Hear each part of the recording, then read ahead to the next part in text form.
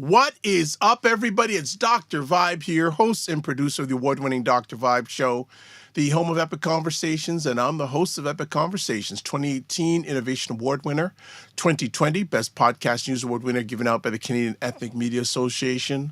I also co-host and co-produce the only online show in the world for dads, fathers, and male caregivers that is sponsored by Dove Men Plus Care. And being part of that movement, we've reached out directly and indirectly to over 400,000 dads, fathers, and male caregivers around the world. And as always, I like to say you're blessed, highly favored, a magnet for miracles, and a solution for someone's problem. We're broadcasting live on Monday, August 18th. And the second half of August has started. So that means school. When I was in high school, Septembre, as they used to say en français, Septembre is coming up. And even this morning in Toronto, got up this morning, it was like 14 degrees Celsius. So for our Americans, because they're probably one of the few countries in the world that's still the old thing, it's like 55 degrees, no humidity, but sunny. But it was a change. I'm going, wow. But we're not supposed to get it for too long. We're supposed to get back into hot, humid, and hazy weather very quickly. So like to say good to have you here, whether it's live on replay. Hope you had I had a good weekend. I hope everyone else did. I know I had a good weekend because got mosquito bites. I got mosquito. I was out on Saturday. Actually was in two events on Saturday. And Mr. Knight is here. All right, let's see if there he is. Hello, Mr. Knight. Yes. Good day. Good to see you. What's going on, Mr. Knight? I am good. Glad to hear you're getting some mosquito bites. Why? You said you had a good summer weekend if you got mosquito bites? Well, that means I was probably around food that was loved. Right, that's why. But how was your weekend? Yeah, it was good. I took my daughter to see The Lion King, so that was quite epic. Okay. Yeah, my wife is recovering from a car accident, so wasn't able to make it. So took my daughter Jazz. Oh no, is she okay? Yeah, it's I feel like it's giving her some time to rest, so that's really good. But yeah. Okay, well, do send our love and best wishes on her wonderful recovery, peaceful and good recovery. Lion King, so that was downtown. Yes, Princess Margaret Theater. How was traffic? Traffic was smooth. I was actually shocked. We got downtown like 45 minutes. I don't know what we hit a slipstream or something, but it was good. Wow. And what else went on the weekend? That was the biggest thing. I would say I was curious to see how Jasmine would react to seeing The Lion King because it was a bit of a surprise. So I brought her down, and she was saying, because we were trying to grade like where that lands, and she's like, "Nah, Lion King is in its own class. Like there's actually no grade." I was like, "That was amazing," and it's true because I can't think of what would have been some other theater type stuff that we've gone to see. So it really checks all the boxes, and it's already hyped up so much. You think, oh, okay, can it live up to that hype? And it surpassed it. So nice. Well, people were saying, well, how did you get mosquito bites? Well, they were out there. I was at actually two events on Saturday. I did my Ryan Knight impersonation on Saturday. I was in where was it? Clarington, which is from where I live about a 45-minute drive. And I may have mentioned, if you've been around for a while, I think 2 years ago I'd mentioned a good friend of my dad he was the master of ceremonies of this gentleman and his wife's wedding now 52 years ago. And they've known each other from Jamaica. They've known each other from Jamaica all the way. They've known each other. This gentleman And actually, I'd like to see if I can get him on the show. But you know what? I'm going to be inviting a group of people out to this because you need to see it. This is a black gentleman born in Jamaica, came to Canada, came to Toronto. He served in the Metropolitan Police Force for about 35 years. Okay, whoa. And when a number in the latter years of his services in the police service, he was a sergeant. Okay, gotcha. And it was about 3 or 4 years ago, him and his wife celebrated their 50th anniversary. Nice. And here's the crazy thing. My dad was at their wedding. Hey, what? Okay. And they also and he was the master of ceremonies at their wedding, and they asked him to be master of ceremonies at their 50th anniversary. Gotcha. And believe it or not, there were some officers that served under this gentleman that traveled from Mexico from this to this event. Yeah, man, that's a huge milestone. That's worth the Huge. trip. So that's one. There's a few parts there, and also for about the last 20 plus years, he has had a 100-acre farm in Clarington. Okay. And even in his retirement days, he gets up, especially in the summertime, 3 or 4 days a week. He lives in Toronto. He drives out to Clarington and works on his farm and comes back in the evening. Gotcha. And well, when I was out there the first time, last name is Pinnock. I won't give his full name. Said, Mr. Pinnock, can you just take me around your farm? He goes, yeah, hop in the 4x4. And we drove for about half an hour, 45 minutes, all around the 100 acres. Gotcha. And he said, let me tell you, as far as you can see, my wife and myself own this. Right. And as I saw him on site, and every year he has a get to their family and friends. So he invited the family up and all. So it was great. And I am going to make a point to reach out to him this week because I'm going to see if I can get a small group of people to let's go out to his farm for a day and just hang out and just listen to some of his storytelling and wisdom that he can Gotcha. share with us. Yeah, that'd be amazing. That I think as a true elder, and you don't hear much about him, but what he has done and his achievements have been just fantastic, and I'm really happy. And then after that, we went to a friend's place for more food, and I'm still recovering from the food from Saturday. All right. Yeah, like Anything that stood out? Anything on the menu that stood out? well, let me put this on the farm. Mm. He grows corn, so there's nothing like you actually went out, picked the corn, and cooked it Yes. right there. Yeah, And that's solid. you could say this tastes different than the stuff and I don't eat corn a lot, not really Right. much, but there was something about it say, yeah, if I'm gonna eat corn, this is what I want corn to taste like. You And make the didn't trip, even eat yeah. butter, just cooked itself, didn't eat anything else, just there. And there's piles of corn out there, but that was great. More about just the people. A lot of my dad's friends were there who I hadn't seen for a long time, so it was good to catch up with them. And then after that, we went to a friend's place and more food. Oh, my body is still recovering. So, Carolyn, I may Right. need to call you today, wherever you are, Carolyn Nicole, just to say, what do I need? I just feel like today just maybe a water day or just fruit day. Mm. That's it. Just to Yeah, mini cleanse, mini washout. get it out, get it out, get it out. Yeah. Yeah. Anything else going on in your world? Actually, before we go to break, I want to ask you about something interesting, but anything else you want to chat about before we go to break? Well, I don't know if you're following the news with Dr. Umar and the Oh, saga of the school. we may have to save this till Friday. That's a whole segment in itself. What are your thoughts? What are your thoughts about his situation? Um, because ACBN, we are currently working on a housing project. I I understand more of the nuance, what it takes to get that type of project off the ground. I would say a year, 2 years ago, you hear about what Dr. Umar is doing, and you put faith in that what he says he will execute. And again, of course, he's going to have a lot of detractors because he's very uh, strong in his Prolific, opinions, prolific, opinionated, and so prolific. that'll Let's say create prolific. factions. Yeah. So now every time I've heard him talk about it, I always realize that he doesn't have a team.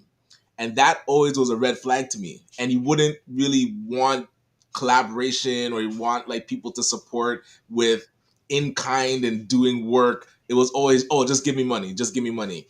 So that was always a red flag. But I did see progress. I was like, okay, the school is there. We're seeing some renovations. It's just, when is it going to open? And it's always, you have the in the back of your mind where it's just going to fall apart, and you're like, but you hope that it doesn't. Yeah. This is like the fear, getting that news of, oh, they're about to take away the school. It just, whatever happens for it to get taken away is the fear. And now it's happening. I'm hoping somebody can step in and help him No, before they're. the I think they're. auction. From what I've heard, yeah, they're going to auction off. Well, My somebody said that they were willing to pay the back fees, the who, taxes. who's willing to pay?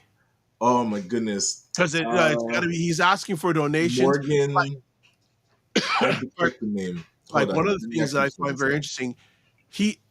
I don't know. He doesn't. I don't know if he has experience in this stuff, but when you owe back taxes and you're not paying it, there's something fishy right there.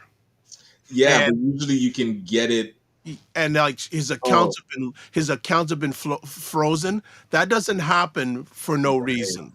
Is the name is Marquette Davon Burton, said that he's willing to the um pay the taxes, so to get Okay. the back taxes paid up, if he's willing to, if Dr. Umar is willing to give him ownership of one of the schools. So we'll see if he takes that offer. Okay. So Ryan, let me ask you a question. Should it take 12 years to build a school? Only if you don't have the money. So if Okay. the money Okay. was there to pay for it and it still took 12 years, clearly the money went somewhere else. So you gotta dig, and that's where they do like a cost estimate when you're gonna build, and so you see a line item of every single thing that needs to be done and how much it costs. So the one that we're building is like 3 stories, 45 units. It'll be about 15 million, but now he was renovating. So he raised 1.6 million in order to renovate 2 schools. You've never seen a breakdown of costs. You've never seen a project plan.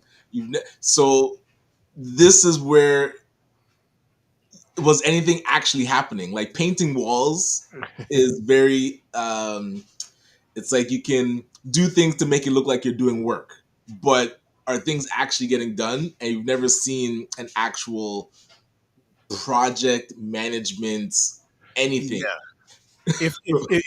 If I'm this gentleman you say who wants to buy one of those things, I would ask for a full breakdown of costs up to this date. Exactly, at minimum. Yeah, Right. up to this date. And if you can't provide that, don't do But it. this is where the black community should have been at. Even if we're Oh, here we go. donating, Your favorite I'm word. saying we have to be able to operate better. Y- Did we ask for it? And this is what it's like fresh in my mind, because anybody that we're working with that's going to fund the project, the first thing they ask for is the breakdown of cost and cash flow Yep, projections. yep, Like, how is the school going to make money, yep. and what is it going to cost to build? Well, But obviously, though, he didn't have to provide that because he was doing it all on his own.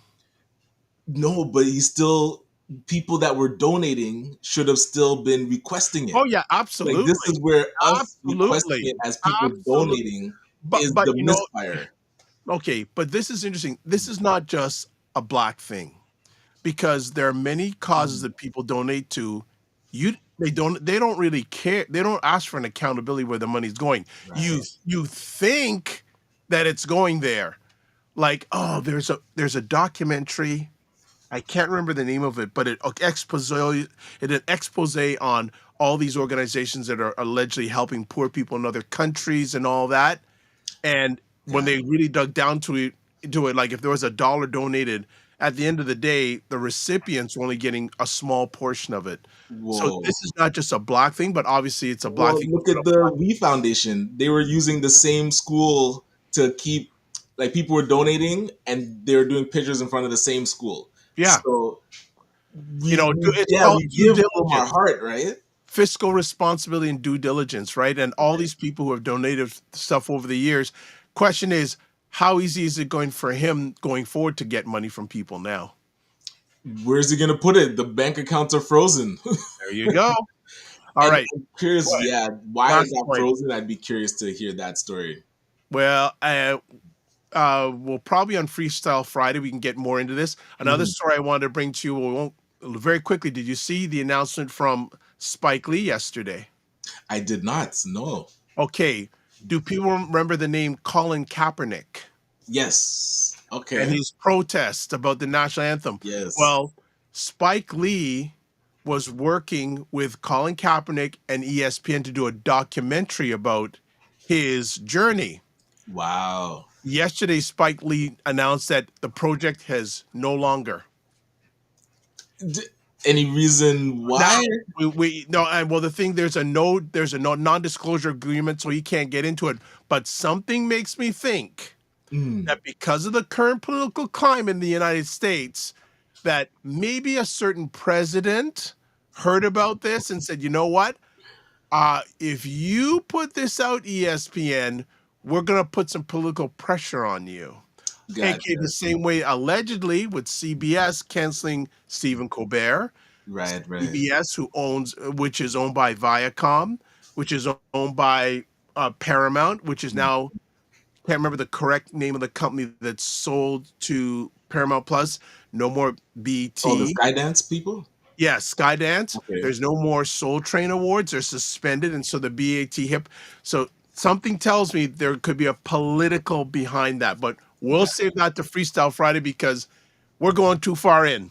Right. Yes. But we got stuff to chat on Freestyle Friday.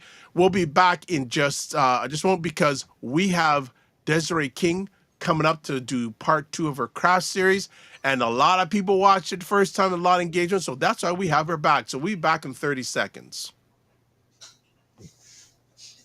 What is up, everybody? It's Dr. Vibe here. These are two ladies. They're not all over the place. They're forward and they're straight shooters. I got to stand in front. No wonder people don't understand what the Democrats have been doing. That man lied 36,000 times, and we know this because you all counted it. This is part of the story that a lot of news outlets are not talking about.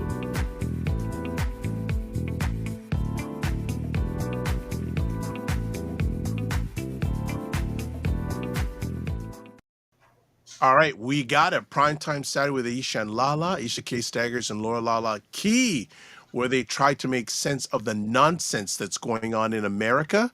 Let's do this. Subscribe to the Dr. Vibe Show on YouTube and hit the notification button. So subscribe and hit the notification button. Also follow the Dr. Vibe Show on Facebook, LinkedIn, Instagram, TikTok, Blue Sky, and Substack. Also join the Morning Vibe Discord group. You can join the Morning Vibe Discord group. Email me at dr.vibe, the dr, vibeshow.com, or click on the link that you see on your screen, or you'll see in your comments section in just a moment. To advertise your business, product, or service on any platforms that we're on, email me. I already said it, not going to say it again.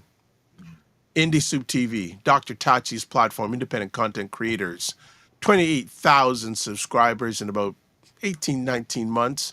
Again, only 4% of all YouTube channels have over 10,000 subscribers. Go to their platform. You see the YouTube there. You see the LinkedIn there.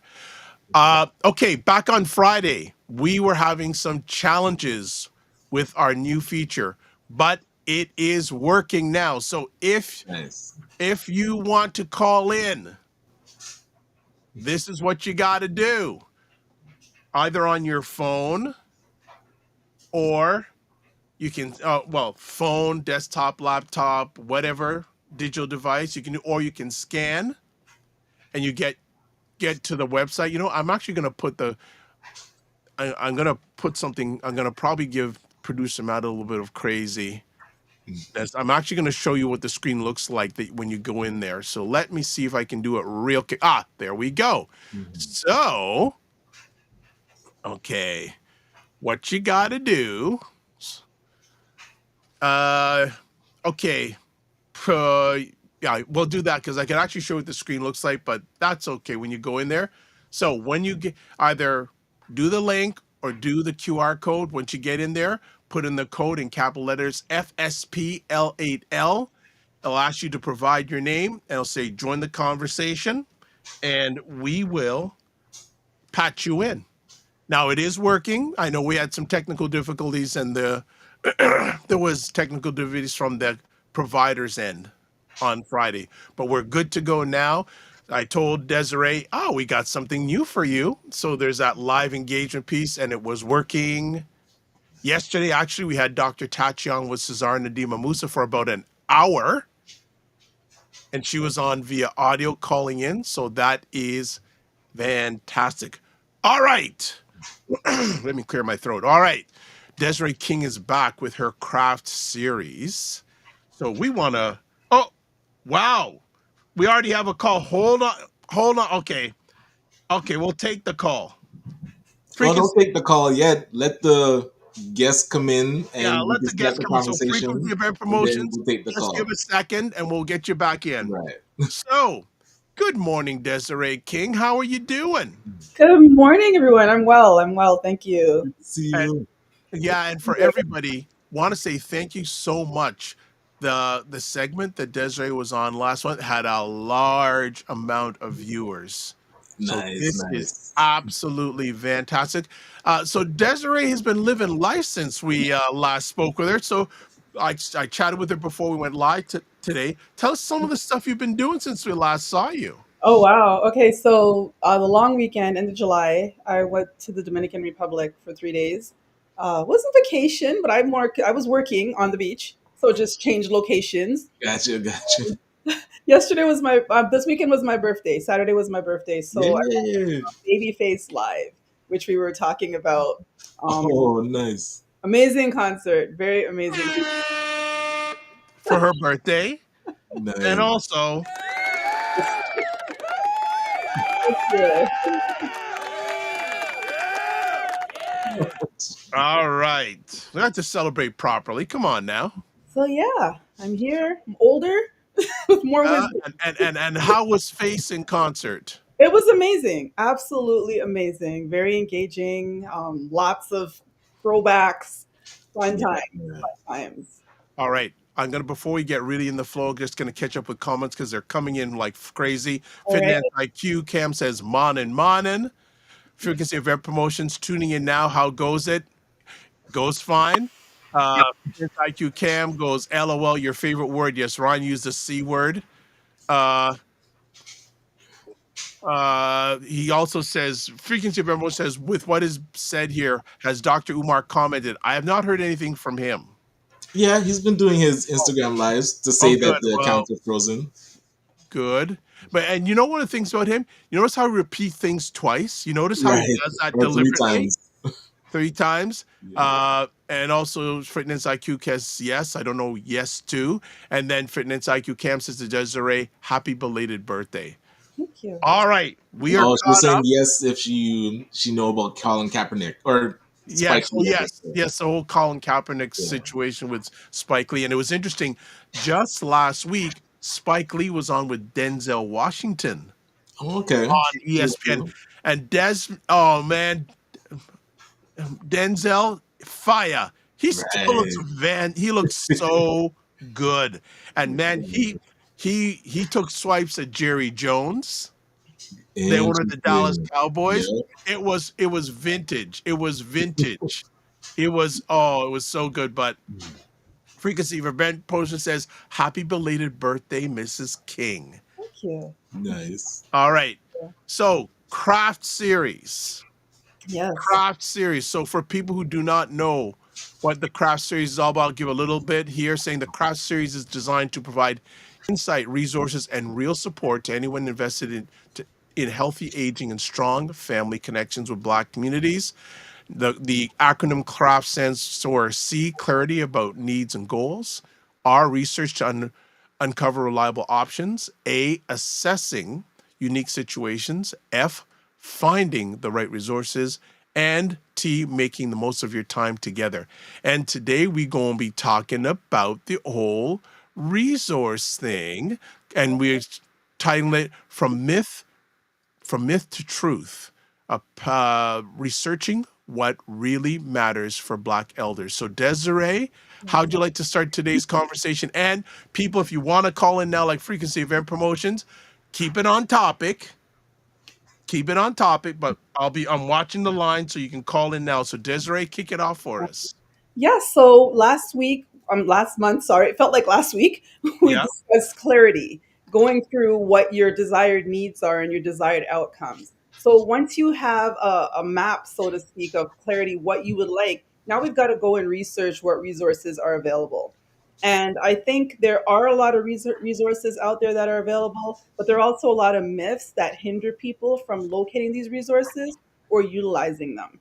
So for me, the number one myth I want to talk about before we jump into anything else is that Black elders are always surrounded by strong family support.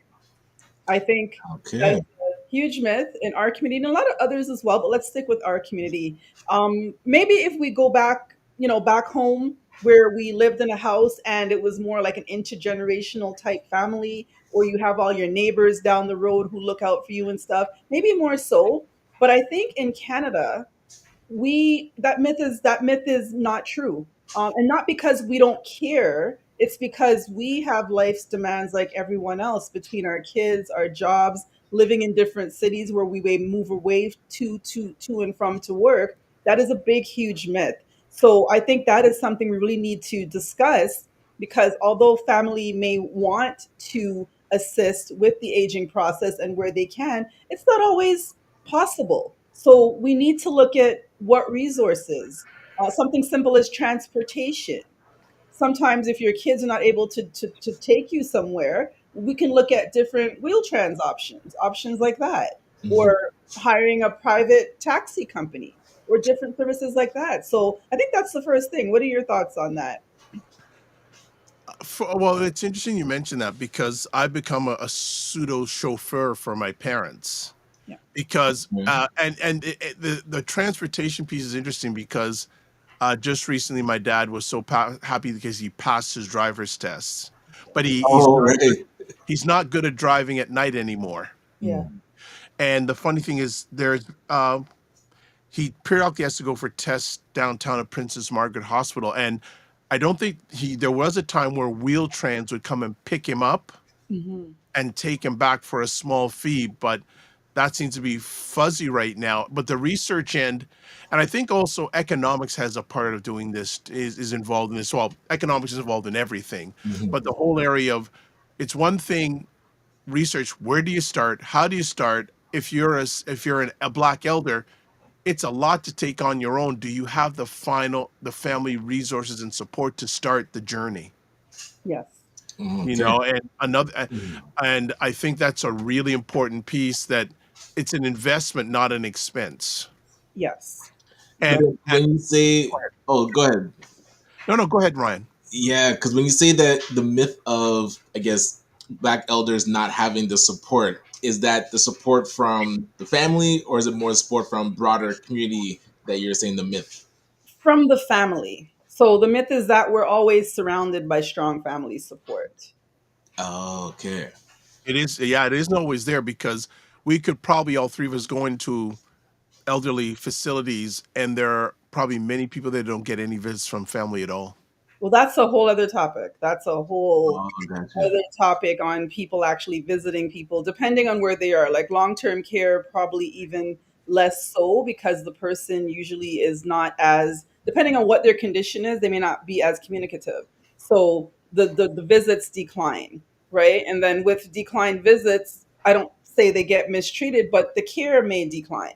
Because if they don't see someone visiting as often or someone actively engaged, then what happens? They can go unnoticed because there are shortage of hours and all sorts of other things happening in these facilities as well. So, and Oh, you know what? That is, people, I get it, like they're busy, but that is where something like home care can come in. I'm not talking about the government funded, I'm talking about private home care, because even if you have someone in a facility like long term care or in retirement, you can do top up care where if you're not able, you can bring someone in who will spell that quality time and be kind of like your eyes and ears of what's happening in these places when you're not there in your absence, and drive you to, and if they're more independent and living aging in place, you can get a caregiver who drives. So now you have doctor's appointments, you have different appointments. This person can go along with mom or dad, and they can also be your ears as well as to give a report back, because sometimes your parents may forget what the doctor is saying. So there's a lot of benefits, even looking at that as an option. I'm a firm believer in, if I can't do something, multiply myself. So that is a way of Mm, multiplying yourself, is getting that outside care. Gosh. like that take. Uh, I want to ask you a conversation. So, what does the research pillar mean to you, and why is it important for Black families planning for the future? Having no plan is a failure to plan is a plan to fail, right? Bottom line, you don't want to do research when it is in a critical state, because that is when your decisions are more expensive, Right. they're more rushed. It can lead to unhappiness. It can lead to discord among the family, depending on how many people are involved in the decision. So even if the planning that you're doing is not for the immediate now, as things arise down the line, you have a plan on what to do next. It's funny because when we look at, say, something simple as kids, there's a plan for kids when they're little. This is what's going to happen. You're going to reach a certain age, you're going to daycare. Then you reach the next age, you go to grade one, grade two. There's a plan. Is there really a plan for aging? Think about it. How many of us really plan for aging? Right. So it's the same concept. It's a phase of life. We've got a plan for it. And do we research for our kids before they're even born? We put them on the list for daycare, right? That's what people are doing now. What Gosh. about our parents? What are we planning for them? What are they planning for themselves? Aging can just happen overnight, or situations can happen overnight. So it's all about, like we said, creating the plan, doing the research. And there's, as much as there's not a lot of, there's getting more. There's more and more resources for our community. Mhm. One of the biggest things I'll talk about on the point of research as well is that I believe that more of us have to take seats at the table on the research side of things. We're often the participants in studies where they research us, but who Yeah. is they that are researching us, and what is being done with that information, right? So unless it's us getting the information and utilizing in the best ways, meaningful ways for us possible, then what's really happening with the information? So taking a seat at the table, having more organizations, being part of the research process, not just being the product being researched.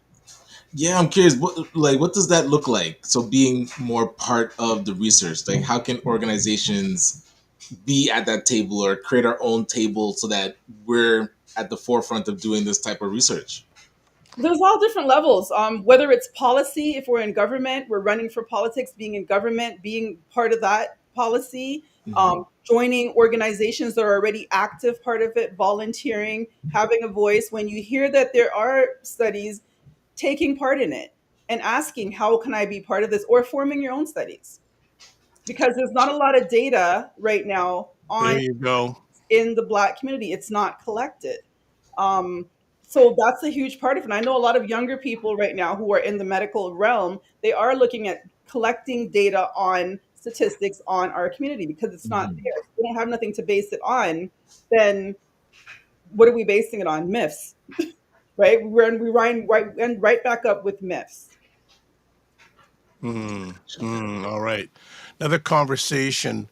And you talked about the whole research. How can research help Black families make better decisions about aging, downsizing, or caregiving? Yeah, well, social isolation is a huge one. Mhm. If we know more about the effects of social isolation, which we do, but within our community in particular, I think we tend to be probably more closed off, I guess, for lack of a better word.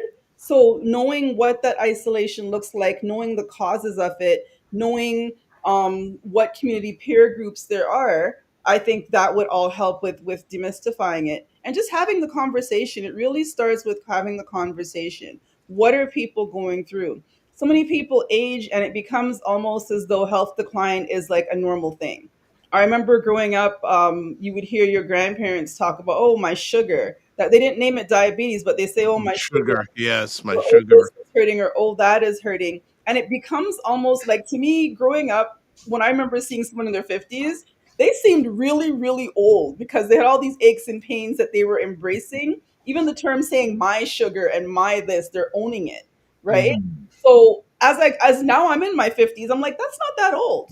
So what is it that happened with that generation that they're just embracing and maybe not being as active, or there's so many doors this can open that it needs to be a topic of discussion, just discussion groups within community organizations. There's several organizations as well that do have these topics and discussions, so it's being part of it.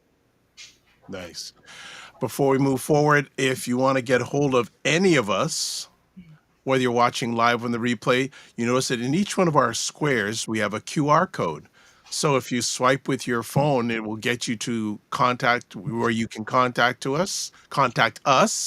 Also, I want to make sure that, again, if you want to call in and ask questions, please do it. Go to your whatever device you have. There we go. So go to callme.road.com on laptop, desktop, tablet, smartphone, or if you have a smartphone, you can also just swipe the QR code. When you get to the page, put in the code in capital letters FSP L8L, put in your name, and a green button will hit up and say join conversation. We can get you right in there. So thank you for sharing that. Desiree, we can ask some more conversation pieces, or if there's more stuff you want to Yeah. share with us, because we always have conversation pieces for you. Yeah, I think another huge one that I would like to discuss is housing for our seniors. There aren't really any true Black or Caribbean retirement residences. I know there's a huge new one going up in Brampton for that community, although their community is more likely to have intergenerational living in one home. There is a huge one going up. I know of another project for the Asian community, but our community really doesn't have a building that we're saying this is our community. It's not a language thing, it's more of a cultural thing. So I think housing security is a big issue. We have a lot of our older adults who do own homes, but what I saw during COVID, especially, I worked with the A Supreme Foundation, which they're a branch off of another organization. But we teamed up with the African food baskets, and we were delivering culturally sensitive food baskets to seniors who weren't as financially secure. And the places I walked into, seeing how they were living, it really is an unspoken truth. A lot of people I know who have reached out to me even have parents who are living in an environment that's not safe in a low housing building. And Mm. they tend to hoard and have a lot of things, and it's not discussed. And even the children don't know what to do about it. So it's even having resources on how, number one, to attack the psychological part of where they are, but also how to get them away from that and get them to release and let go of a lot of the things that they're holding on to for whatever reason it may be. Wow. Gotcha. I was curious the approach to the research. Like, what are some of the resources that typically our elders should have access to? That as we're doing this research, we should be looking for like key vendors for contact. Yeah, key. I would say definitely, okay, so let's wills and estates. We've got to have a will, we've got to have power of attorneys. That's common stuff. Exercise programs. Exercise programs, like Taboo, the JCA, those places within the organizations, they have exercise programs for us. Transportation, home care, like we spoke about, home accessibility options. Again, I've spoken to a client this week. She wants to age in place. She does not want to move. And I said, I fully agree with you. We all want to stay at home, but let's do it safely. Safely is not thinking that I'm okay, I'm fine because I can walk up my stairs and use my hands to help me up or bump my way down. Right. Mm. You know what I mean? That's not, no, That's not quality. it's not quality. No, it's doing it with dignity, Hmm. right? It's having someone, even little things like coming in and clearing out the fridge. There are resources where if you're too tired, a lot of times if you go in the fridge of an older Caribbean household, I don't call it a myth, but there's a lot of stuff in the fridge. And sometimes you need to just declutter. Like, just, I'm so big about the decluttering, but decluttering. Yes. There are resources that can come in, and it's, you know what, it's private. I think another myth that we have is the whole thing that our business will be all over the place. Right. It's finding resources where you know you can find that comfort and have that privacy in someone assisting you to do what needs to be done as well. Nice, nice. Yeah, I love Just that. want to catch up here. So, good. Dr. Tachi's in the house saying good morning, all. Good morning. Frequency event promotions, hashtag African food baskets, Akaya, Tafari. Now, frequency event promotions, you wanted to call in a few months ago. We had to push you off for a bit. You can call back, by the way. We'd like to hear your voice. Fitness IQ Cam goes, that's probably because most refuse to be going into a senior's house. And Fitness IQ Cam goes, so many things in a fridge. Yes. Hey, and that's not just seniors. That's a whole other conversation. Let me ask, what are some common misconceptions people have about researching options for elder care or estate planning? Some common misconceptions is that I would say that they know what's available. We assume that they know what the purpose of it is, or they assume that they don't need to do it because their kids will take care of it or someone else will take care of it. Mhm. So I think there are a lot of resources available for executor support and for make creating your will and want. And a lot of these resources don't even cost a lot. So I think it's more about hosting, financial literacy and estate planning workshops, which we do have. But there's also a type, and that ties into a whole other taboo in our community about discussing death. um, Yes. Discussing death is a taboo. We talk about, walking in the house backwards and all these different things when you're talking about death. Well, let's talk about, having resources to show us that it's okay to have these conversations. It's going to happen. Mhm. So it's having these resources to plan for when that happens as well. Do you find it's you almost have to put the medicine in the applesauce where if we talk about things that are of interest and then you can kind of slip in the more serious things, especially for researching resources, like how do you usually approach that conversation so that it doesn't get missed? Yeah. I mean, for me, I think I've mentioned this last time too. One of my favorite openers is saying that, mom or dad, I saw this thing on the news, or a friend of mine, this is what's happened, and this is what happened with their kids. What are your plans? And kind of reverse it back by giving them a real life scenario and then saying, what are your plans if ABC were to happen? Right, Right? right, Or right. how about we get someone to speak? And it's also great to have resources that look like you. Everyone, there's nothing wrong with that. It's not racial, it's not anything. It's having resources, looking at someone that looks like you and understands your household or your background when you're having these conversations. So having that resource kit, me personally, I would say that probably 85, 90% of the vendors I use, I try to stick with people who represent the community, so that way, when it's a referral, it's to someone who is already looking like you. They have an understanding of the community or misconceptions, whatever, and they're able to help you better. Nice. And you're reading my alleged mind. How many resources that are Black/African run are they out there? A lot more than you think. This is what I'd like to know about. Yeah, no, a lot more than you think. And I'm a stickler for when I find one, I have to meet that person. I have to introduce myself. And I let them know it's strictly because I want to meet you because you are part of this community and you're the owner of this business. Mhm. So when I do introduce someone, it's like I have a gentleman who owns a company that gets rid of insects and, rats and Yep. extermination and whatnot. Right. You wouldn't think it's so outside of the box, but here he is, the owner of this company. I think a lot of us are secret agents in our businesses. So Oh, into go the there. business, Go there. don't really get out there and push and say what we do. It's like it's a hush hush secret. And we need to start getting out there and letting people know what's out there on these platforms. I myself, I post a lot on social media. I've started doing a lot more things where it's me speaking directly. So when you see me speaking and you meet me, this is the same person. So Mhm. definitely stop being secretive about what you do. Let people know what you do. Attend events, any events. There's lots of different little events that happen. Attend these events to get the word out there. Do you think that we should be encouraging our parents to expand their social networks?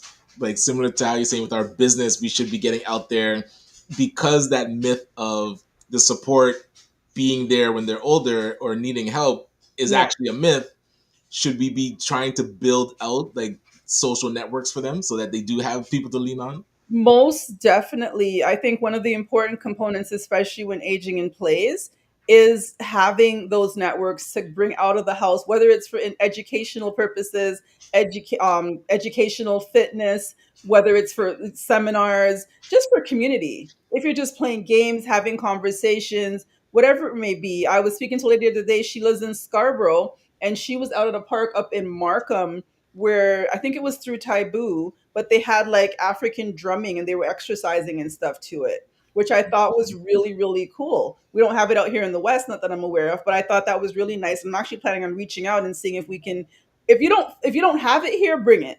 So if you find something and you like the concept, bring it. Form your own organization. My own aunt, she formed something called the Peel Fountain of Health, Peel Fountain of Wisdom Mm. Seniors Group. It's a bunch of older Trinidadians, particularly, pretty affluent, but they have their little gatherings. They take their trips. They sometimes take cruises. They do different things. It's important to have that community. And I think it also helps you see that it's not just you who are going through this. You know, Right. everybody, you'll see the decline in like 5 years, you go back, everybody else has had some form of decline as well. So it lets you see it's not just you. You can have that conversation and then go from there. And another important part of this is spirituality. Another myth, I wanted to touch on that as well. Spirituality alone sustains Black elders in aging. Okay, Mm. I'm a Christian. I know that God is with me and he provides for me. But there's also the practical side. Faith is powerful, but practical resources are also needed. And what I'm seeing a lot more of is a lot of churches realize, the pastors realize that their congregation comes to them for advice and everything. So I'm seeing a lot more churches holding workshops, bringing people like planners in to have meet them where they're at. Yep. So coming there, they're bringing them there to have this conversation because Mm. we have a very strong faith as a culture. And I think a lot of times we'll say, oh, well, don't worry about it. Yes, God will provide. Yes, he will. But faith without works is dead. So we have to go and do the work, do the research, and then allow for that part to kick in as well. The two things combined. Okay, I like that. Yeah. Okay. Good morning to Shirley Jasma. Shirley, have not heard from you for a while. Hope you are fine and safe, and we're having a great conversation here in regards to elders. Let me ask to you also. Let me just bring it up here as I have a um, in your journey through this, what is one resource that you wish you knew about sooner for the elders that you serve? Hmm. In my journey, what is one resource that I now have that I wish I knew about sooner? Yes. I would definitely say, and this is more of a one on one relationship that I have with someone who is a social worker that works with helping people navigate and understand how the long term care system works. So, I had a conversation with someone looking at that last night. She really, I think she dispels the myths of what long term care is and the access pathway into it.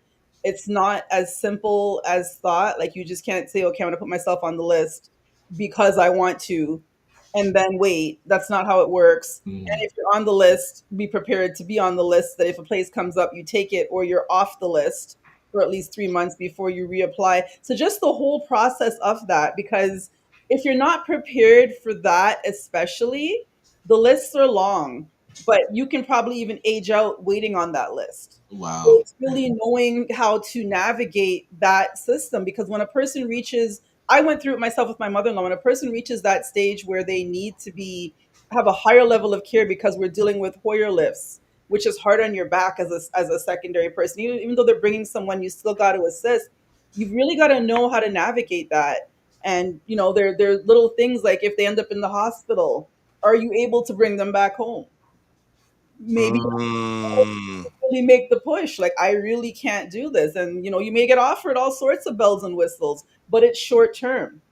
So it's really, I've seen families who've gotten to that situation, and because they felt they had no other option, they probably brought the person back home, which was the wrong decision to do, because they're in a position now where there's accountability in the hospital to Right. find a place where this person's going to get taken care of, because the family is saying, no, I can't do this anymore.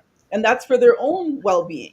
So I think definitely since I've connected with her, I've been able to, when possible, speak to a lot more families and connect them and say, listen, here's a pathway to help you through this. Love that. I love it. Yeah. Let me ask, what are the hmm, how can families involve elders in the research process to make sure their voices are heard? So encourage them to watch shows like this, where you're Mm. opening a platform by having a show like this, having open conversations. Encourage them to watch it with you or watch it with them. Attend seminars with them. Go through the list and say these are all put together a program. It's like I said, I have a lot of people whose parents are planning to age in place. They may find an adult daycare program for them. Make them a part of the process, though. Don't tell, involve them in the decision, give them their options, let them choose what they would like to do. So don't do it for them. They're not children. Involve them in the decision making process, but definitely open them up to all. You see things like these. A lot of our parents, even though they're older, they may still be on Facebook or they're on their phones on WhatsApp. Shoot them a copy of the video, just send them a link. They'll watch it. Okay. But just before we go any further, Frequency for Promotion says, Event Pro says, Dr. Vibe, could you please share the call-in information again? Thank you if the show allows. Yes, producer Matt, can you put up the call-in information? Because hopefully now, Frequency of Promotions, you're going to call in. Another conversation piece, how can someone tell if the information they find online is trustworthy or relevant to their situation? Okay, so that is a tough one because there is a wealth of information online. I would say research, research, research, and then find a resource like myself through my concierge company that is working in this every day. It's one thing to do your research, another thing to be doing this every day as part of your process. So, as I said, the connections that I have are people, if I don't know the answer, you call me. Desiree, Okay. heard Do this. I have your permission to interrupt? Yes. All right. Let's see if Frequency for Event Promotions, are you there? Are you there, sir? All right, sir. See if. Okay. Okay. We're getting We're getting feedback on feedback your on end, your sir. end, sir. Let me see if I can change that. Yes, be Yes, prepared. be Come on now, prepared. be Come like on a now, Boy be like a Scout. Boy Scout. How do I sound? You're still You're still echoing echoing on your end. end. Jesus Murphy. Well, Yeah. Do you still have the YouTube open? Murphy. You might need to close it. Say it again, Ryan. If you have the YouTube open as well, you might need to yeah. close it. Yeah. I've muted it. Okay. Okay. It's still going. It's still going. I still have it Still going. have it going. So what I'll do is I'll disconnect and reconnect. Okay. Okay. All right. All right. While he disconnects and reconnects, I don't know if we interrupt. Yeah, you interrupted you while you were going through the flow. I don't know if you remember where you were at in regards. I was actually going to mention that another resource as well is we do something called the Bring Your Own Device workshop. So technology is huge in research nowadays. It's getting them comfortable with the research. So with Bring Your Own Device, people can bring their devices in. We'll do common topics like, online scams and video calling, Mm, these things. But then we also get them comfortable with using the devices. Through my concierge support program as well, we also do tech support with seniors where we can be where we are and we'll connect with you and show you how to connect to do certain things and then help them. If you get comfortable with technology, bookmark. Your okay, Chris, if I have your permission to interrupt again, Christopher. Hello. Greetings. Okay, I think the echoing is less. How about now? Okay, I think we're okay. Yeah, it's certainly reduced. Thanks for calling in. Hope you are fine and safe. Do you have anything you want to ask or comment to Desiree. Well, yeah, Ms. King. Is there an organization or foundation that primarily focuses on raising funds to support elderly? It's okay if there is not. Just wanted to know if there was. Yeah, so I know again the A Supreme Foundation, they had a program called the Buy Some Time program. So any of the fundraisers that they did, like say different events, scholarship, not scholarship awards, but award ceremonies, that type of thing, they would do fundraising where a portion of the funds would go towards buying some time for a senior who can't otherwise afford health care. And that was something they had going that I thought was really nice because it is expensive, so you would be able to buy blocks of times and like donate it towards the care of someone. That is one that I know of.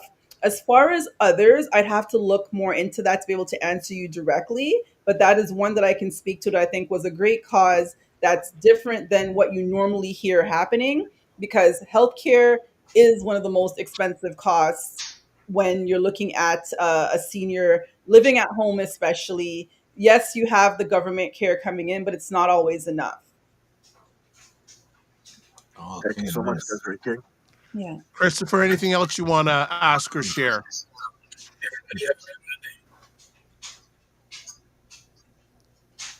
Christopher, are you there? Still here. Okay, anything else you want to ask or share in regards to the conversation topic today?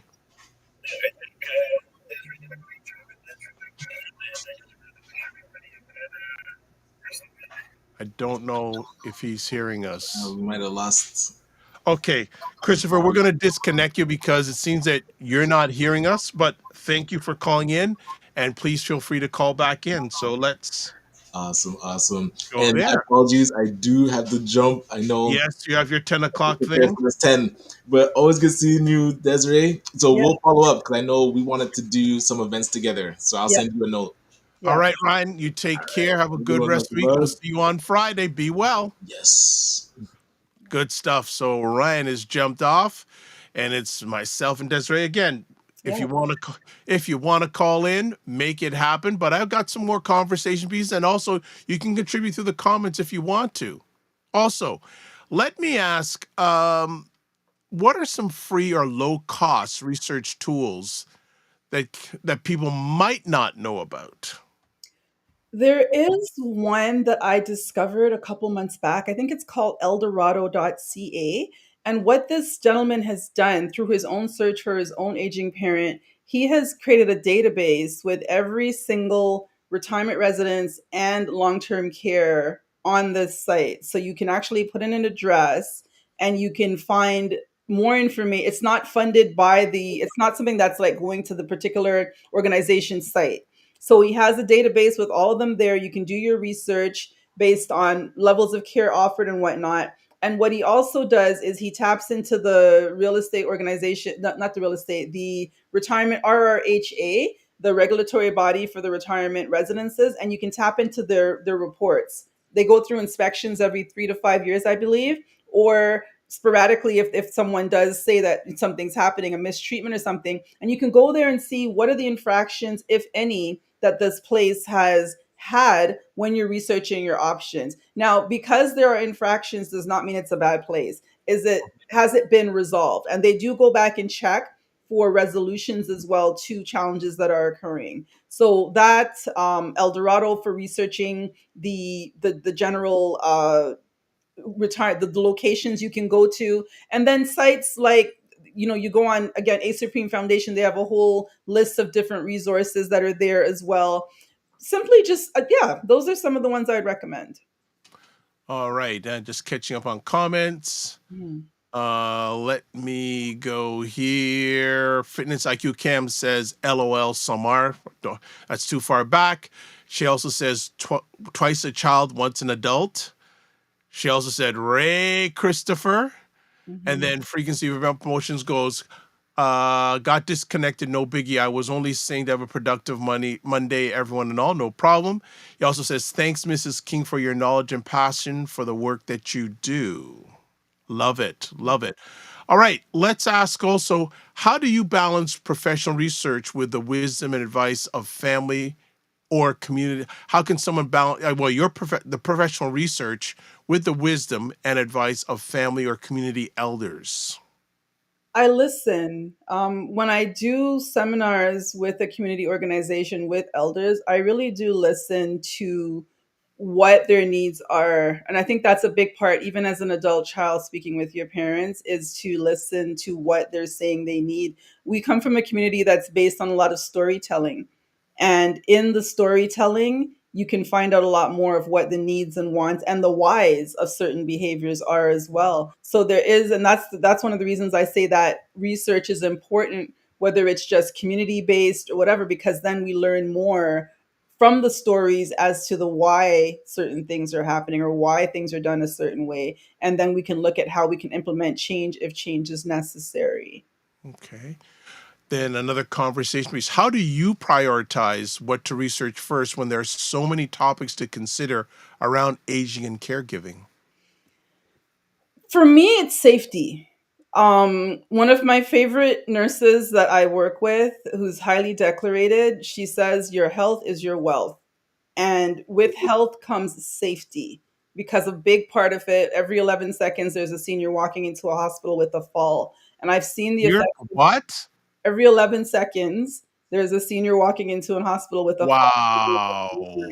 Falls happen a lot more than we think. A lot of times they're hidden from us because of they don't want to lose their independence, Yep. or just fear of what this may mean to them as well. So I do think for my biggest priority is safety. The first thing I have a conversation with someone about their aging parents, I go straight to the safety. They're living by themselves. Do they have a pendant? Because the lifeline type pendants, those are things that can save your life literally, right? So I go first to that. I look at what their mobility is around the house, the setup. But for me, priority is always safety, because I think from safety trickles all sorts of other things. Like some one fall can change the whole trajectory mentally of how someone feels about living at home and the fear that they have. And you can see the fear after the first fall because they're more resistant. They may Mhm. more want to stay in their room, which isn't good as well, because that's also safety. Because the more you stay in your bed, the more less inclined, you don't use it, you lose it, right? So you're no longer mobile as you used to be. But for me, bar none, I would say it's safety. And then everything else trickles from there based on conversations. I have a lot of conversations with people in the industry as well. And I'm not talking about these types of conversations. I'm talking about behind the scenes. We talk about what we see, how things can get better. Little things that we may know in our each industries are little, I wouldn't call it hacks, but secrets of the industry of how to navigate it. So, but for sure, it would be safety. Safety is number one, bar none. Whether you live with them, you don't live with them, safety. All right. So just to do a refresh here, we are speaking with Desiree King about From Myth to Truth, researching what really matters for Black elders on the Morning Vibe. Please put in your comments, your questions. Desiree, she's got the morning to hang out with us, so make it happen, family. She's got the morning to hang out. Fitness IQ goes, very true. Okay, she agrees, very true. Safety. Let me ask also, what are some signs that it's time to revisit or update research on care options or resources? Signs, forgetfulness. Forgetfulness. I'm not talking about regular aging, we forget. At our ages, we forget. But forgetfulness, where if you're having certain conversations and you see like a circular motion happening where you start at this topic, you talk and you end back, and it's kind of like repetitive. Forgetfulness, long or short term, can happen. Definitely looking at the condition of the home, because with that comes the condition of the home. So dishes, if the person's usually a really tidy person but they're not that way anymore, things that are undone, things that are just, they're not grooming, they're not taking care of themselves anymore grooming wise, all those little things, there may be time, even if like for memory, it might be time to speak to a geriatrician if you can get referred to one, to have a even establish a baseline. So even though nothing is happening right now, it might be good to establish a baseline so that when the decline starts to happen, you have something to compare it to. This point compared to the last point that you checked in on. All right. Um, you had mentioned it, but are there any early, you talked about it earlier, but maybe you want to revisit, are there any myths or old wives' tales you encounter when clients start their research journey? Yeah. Getting older means losing your independence. It doesn't. People can live full lives well into aging, but again, it's tapping into the resources that can help you maintain that independence. Not being able to drive no more, we come back to that. Yes, you've lost your ability to jump in the car and go as you please, but I look at it like, you know what, now you're getting chauffeured. Like, who doesn't want to be chauffeured? I'd like to be chauffeured all day. It's all Mm-hmm. changing. It changed the way you look at things, and the way you look at things changed. So to me, well, wouldn't you like to be chauffeured wherever you're going? You don't have to worry about the winter no more, driving, that type of thing. So it's really, yeah, just changing the perspective on how it looks. Meals, you can't cook anymore. There's some great meal services out there, and you get to have, gourmet type meals prepared for your preference delivered to you. So independence is not always what we think it is that we're holding on to. I had my aging aunt who I live with. We have the ground floor renovated for everything to be there for her, but our laundry's downstairs. And we tell her she's not allowed to come down the stairs by herself because there's a fall hazard. The steps are steep. I worry about it. And she thinks it's her independence that she can't do laundry when she wants to. And I flip it back. Well, no, this is us keeping you safe because we love you. And you'll lose more independence if you were to fall. So it's really, and sometimes you got to repeat these things over and over again because it's part of the memory issue, right? You got to repeat it over and over that it's an act of caring, it's an act of love. This is why we're doing this, and keep reinforcing it. How can people use research to advocate for themselves or loved ones when talking to professionals? Mm, okay. That is a very good question. I would say if there's a concern that you have with an individual or a loved one, document everything. Document the date, the time, what was going on when this was happening. A lot of this, when we go to the doctor, a lot of what they're going to diagnose is based on what we're telling them. And they're not with you 24/7. So, for example, I have a client who he's had heart complications in the past, and he's saying, well, I'm going to the doctor and saying I'm feeling pains and whatnot at certain times. And they're not really seeing anything with all the testing they do. He goes to the hospital, comes back home, he's fine. So I said to him, okay, start documenting what position you're sitting in when this is happening, what time of day it's happening, what you may have eaten when it's happening. Start gathering the little facts that you think are not tangible, and you start recognizing patterns in that. If you're speaking to your parents, for example, and you notice that a certain time of day, there's something called sundowning when there's dementia where they start to have more confusion, start documenting. Oh, okay, when I speak to mom at like 6 p.m. or 7 p.m. This is what I'm noticing happening. Those are all things that can help better get a diagnosis from a medical professional. So you're just doing what you can on your end, but start documenting these things. If the person is getting up too much at night, for example, to use the washroom, which can be dangerous, you can also look at, okay, if they have a blister pack with medications, maybe one of the medications are ones that make you produce more urine so that you're going more at night. So revisit it with the doctor and say, listen, I noticed this person is going a lot at night when they should be getting a straight sleep. Check it and see. Maybe there's something there that's not. They should be taking it earlier in the day. So just really be attentive if you can as to what is happening and document. Now, obviously, if you don't live with them, that's a whole different story. But things like, as well, I've been to clients' houses where this chair they sit on, you look under it, there's a bunch of pills that are dropping that they're supposed to be taking. Oh. Okay, what's going on here? Your pills are falling. Are you taking them? And a lot of times when you see that happening, ask them for the container where they put those pills that drop or when they forget to take them. There's a whole container full of pills that you should not be based on the color thinking I can mix this one with that one. So it's really about being observant to the condition that you see them in. You walk into a room, there's a towel on the floor for them to stand on. The towel has no grip. That's unsafe. So it's really having those eyes. I call it, with me, I walk into a room and the first thing I see is what's wrong in the room. That's just how I'm trained. So it's just really having that eye to spot what does not make sense in this room or what is not wrong with the situation, and document it. Document every little thing, because every little piece of information really does help it might not mean anything to you, but when you bring it to a medical professional, it may mean something to them, which will then entice them to look further into what's happening. What are some common mistakes people make when starting their research on aging related topics? Assuming, again, what the person wants. It begins as again with the C.R.A.F.T method. The first step is clarity. I don't think most people have clarity. They may just jump right in and start doing things not knowing what their direction is. So the most common mistake is not having clarity. Obtain clarity, and that involves, depending on the stage where the person is at, it involves having a conversation on what's happening and ask them, has anything different been happening with you? Get clarity on what is happening. It's You can't start without clarity. It's like walking into a dark room and trying to find stuff. Got to turn the light on, right? Got to turn the light on, see what's going on, observe the room, and then start pecking through it and seeing what's happening.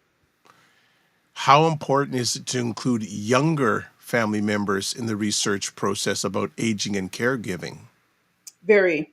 I think it's very important, if nothing else, for legacy. That's a whole part of aging as well that we don't really talk about, is the legacy. And there are a lot of stories that can help you understand yourself as a younger person and help you have that respect for the legacy that your grandparents or your older loved one is creating for you. It also gives them spending time with them. They older people like to be around younger people and have those conversations. It brings back their youth, whether it's a young child who plays. I know a lady recently who, she has no children. She has her aging mom, and her mom has early onset dementia. She's never had children, but she's recently adopted a baby. And Oh. but bringing the baby into the household, she even sees it, and I agree with her. It'll help her mother bring back that life of having a young child running around into the home, running around the home. So definitely, I think it's a health and well-being. I think it's a good thing to have. What advice do you have for people who feel overwhelmed by too much information? Yes. Again, create a plan, chop it down.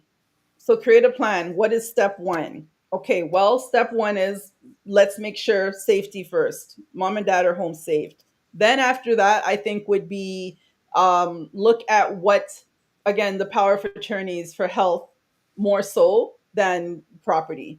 Health and property, finances and property, actually, right? So make sure you have that in place as well. Begin with those things, and then from there, it opens up other doors. But it's always maintaining, it depends on the stage of the person, right? Letting the person lead as far as they're able to. Some parents will just say, you call them, you know what, let my son, let my daughter handle it. Other ones will say, I've got this, let me handle it, but include them. So it's really knowing what stage they're at in wanting to be part of it. Sometimes our parents are tired and they want us to reach out and say, let me help you, right? Bringing in an outside person. I've had people whose parents are resistant to any type of change, to any type of decluttering in the home or anything, but then I come in and it's a whole different thing. So it's not our parents, we have a parent-child relationship with. I think I said this during our last show. My own mother, I know nothing about her plans. Why? I don't know, but I don't. Someone else in my family does, but it ain't me, right? Mm. And a lot of other professionals you speak to, the same thing they go through. Their parents do not listen to what they say. When you bring in an outside professional, they listen.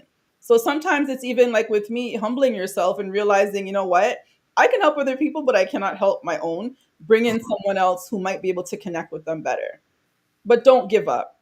Really don't give up, because they're at a point, it's very frightening. All our life, and I heard someone once use this analogy, all our lives we look forward to what's next. Like when you're a kid, you want to walk, you want to go to school, you want to be a teenager, you want to be an adult, you want to drive. And then there's a certain age you hit where you start looking back at, I did this, I did that, I did this is what, so it reverses, right? And when you look at life like that, where you've reversed now and you're looking back at legacy, at independence, and all these things, put yourself in their shoes. Yeah, it's a good analogy. I think also too, for many of us, when we're younger, we're more concerned about gaining things. But as we transition, as we get older, we're more concerned about losing Yes, instead of gaining. yes, yes. And there's a lot of loss happening. Like, I mean, it's frightening. you're sitting there, you probably have friends who, have you ever looked in an older person's phone book when they write the phone numbers down?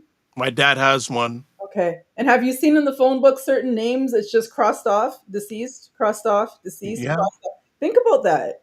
Like Yeah. really put yourself in that position where that's what your life is looking like as you go through it. All your friends, all your memories. It's frightening.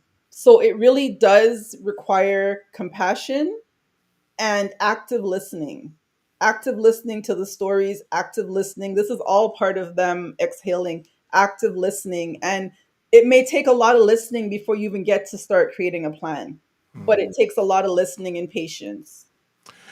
I don't know if I asked you this, I'm not sure, but how do you encourage families to stay open minded as they research new or unfamiliar options? Mm. I would say so. One of the biggest unfamiliar options would be retirement living options in our community. Again, simply because I think there's a close a thing that our parents think nursing home and retirement residence is the same thing. It's not, but they do look at it as being that way. I think it's opening up your mind and just saying, let me, there's no harm in going to see what it looks like, right? Taking that first step. Don't just go with the myths. Oh, I heard so and so went somewhere and this is there. Don't make somebody else's experience your own.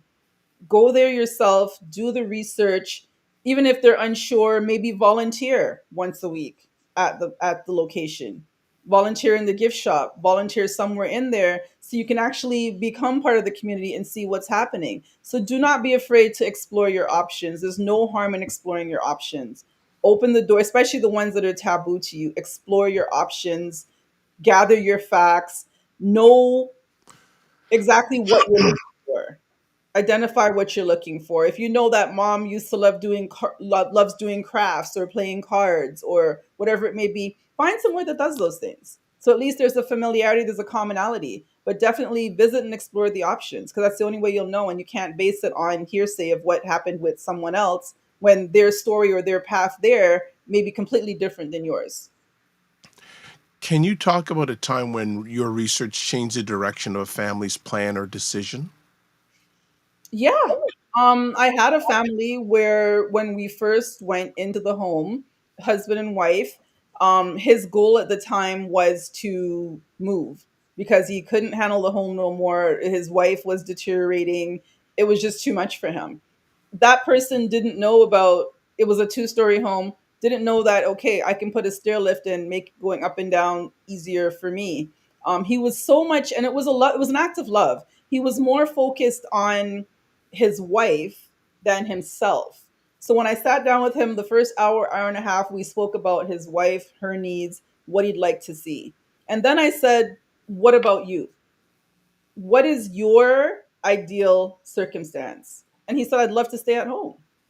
And I said, okay, well, this is what it would look like. And I started showing him assisted devices, bringing in home care. They stayed in their home for 4 more years before they actually moved out. And 4 more years may not seem like much, but it's a lot to stay in the home that you love, that you want to be in with the resources coming in. So that was a total change. They came in. I've had families as well where an older couple want to downsize and it's a condo. They're going from their house into a condo, but the maintenance fee is like over $1,000 a month. Now, yes, I do sell real estate, but that makes no sense. At a certain age, that doesn't make any sense. And I've actually taught them out of purchasing a home, which makes no sense. But for me, it's about what's right for this person's situation. What is right for your particular? There's no one size fit all answer to any of these topics we're discussing. It really comes down to who that person is, what their lived experiences are, what their resources are like. Some have great pensions, some have no pensions from Hmm. their work. I'm not talking about the government. I'm talking about from work, right? Resources, knowing in advance. Here's a good reason why knowing in advance is an important thing. Something simple as a stair lift. The March of Dimes has a funding program for assisted devices, whether it's stair lifts or modifying your vehicle. However, your income can't be above 60,000. But knowing this, if you do need a stair lift, you can apply ahead of time and have it take advantage. They pay up to 15,000 part of it. Have that prepared ahead of time. If you don't know this, you're going to end up getting it out of probably a need where the person may have fallen, or they just can't go up and down no more. They're only staying downstairs, not going upstairs. And now you're spending all this money when you could have tapped into this resource. So you don't know what you know until you know. It's really where it comes back around to. How do you help families filter out biased or culturally insensitive research during their decision making process? When you say culturally insensitive, what are you referring to? Let me see if I can get some clarity here. The research that you access, Mhm. does it take our culture into account? I would say no. Mainstream research often leaves us out. So the stories, the struggles are often underrepresented or put into a bucket. Mm-hmm. And I think this is why listening to the needs, housing is a huge one right now. Our community is crying for housing that is for them with their community. And I don't know when that answer, I mean, my wish would be to be able to collaborate with someone to be able to form a housing project. I know lots of stuff have started in the past. It's never really manifested, right? So I think in our culture, it's really about listening to the storytelling and listening to what they want and being able to apply those needs to creating the solutions that are necessary, and not just having situations where we need some serious funders, we need some serious people who are really wanting to make it happen. And unfortunately, I think a lot of our parents came here at one point thinking they wanted to go back home to retire. Right. However, that doesn't make sense for many reasons. Financially, number one. Number two, healthcare. I've Mhm. spoken to seniors who said, "Oh, my plan was to, I've bought land back wherever, and my plan was to go back home." One particular client, he told me that was his plan. He has a heart condition. His brother had a heart condition. His brother was back in the Caribbean. He has died from his same heart condition. This man is still alive. So healthcare is an important factor when looking into that as well. Because they thought traditionally about going back home, there never was a plan made for staying right here. And that is where I think the taboo happens, is when the realization happens, this is not what's happening, but how do you aid safely here? Right. So Fitness IQ Cam says KMT. I know what that means. And also Dr. Tachi says, wow, I never knew. What did you not know? And also, Dr. Tachi, we'd love you to call in because I know you love to get yourself in these conversations in a good way. And if you'd love to, would love to hear your take on this or anything that's being shared here. Let me ask you too, what's your process for turning research into an action plan for your clients? Going through the craft system, having the conversation, listening intently to what their goal is, and putting together a plan at the pace that they want to go at. I always lay things out in a calendar, depending how fast they want to move. If it's something that's a now thing, I put a plan together that's always adjustable. But I do go back old school with the calendar, because we do so many things electronically. I do bring a calendar out that shows dates. This is where this is what this looks like if it's a more accelerated plan. And then if not, it's taking into action. Okay, we're staying at home. Number one, let me come in and do some decluttering now. I think a lot of people get stuck with not wanting to shift from the home that they're accustomed to, albeit unsafe or whatever, because it's still cluttered. So I always start with, you're not ready to move now. Let's just start getting rid of some of the clutter. And with that lifts a lot of the emotional baggage if they've lost a spouse that they're carrying, physical baggage of what am I going to do with all of this? There's so much things happening and my kids can't help. So it's really looking at how accelerated their plan is, what their immediate goals are. If it's resources, I'm firing off resources, and I don't mean just here's a business card. I'm actually introducing you to the person you need to speak to, and I'm checking in. Accountability. I'm able to check in. Accountability is huge with, are you doing this? There's people who I'm telling, get a pendant. You haven't gotten it yet. When are you going to get it? I want Mm. to see you safe. It's really being that voice of, I wouldn't say an annoying voice, but that professional voice that's not just giving you advice, but checking in to see if you've gotten it done. How do you help clients identify their own biases or assumptions during the research process? Yeah. If I hear a bias, I ask them, why do you think so? Where is this coming from? And a lot of times it might be, I heard so and so down, my friend down there say this is what's happened. It's identifying where the bias comes from and then circling back to what the facts are based on what the topic is. Um, Another big thing I wanted to touch on though is housing. I have a lot of seniors who call me and they don't have good pension plans and they're looking for places that are under $1,000 a month or so, which in this Mm. city is a room, right? So one of the biggest challenges I think in our community is housing insecurity. It's a growing Yes. rise, and that is something that needs to be addressed as well. The wait lists for affordable housing are long, and it can take a while, and then otherwise you're in a room, right? Or you have an older person moving into a public building which may not be in the best area, but it's mixed demographics. So you're an older person living in a building with younger people who are playing music, doing this, doing that, all the different things that they do. It's not really a safe environment. One option that I'd like to advocate, I'd like to see a lot more of our seniors doing, is co-housing.